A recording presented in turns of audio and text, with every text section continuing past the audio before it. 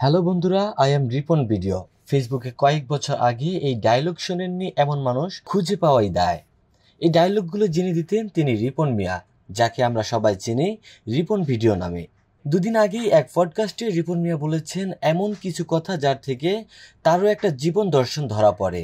রিপন মনে করেন সুখের পিছনে ছুটলে তাকে পাওয়া যায় না, বরং চাইতে হবে এবং অল্প পেলেও সুক্রিয়া থাকতে হবে।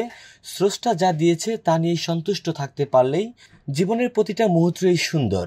রিপন মিয়ার প্রাণখোলা হাসির পেছনেও কি বেদনার কোনো গল্প নেই, ভালোবাসার আঘাত বা অপূর্ণতা নেই? পডকাস্টে তিনি বলেছেন তারও জীবনে প্রেম এসেছিল। তুমি দেবে কিছু, আমি দেব কিছু, তা থেকেই জন্ম নেবে ছোট্ট একটি শিশু।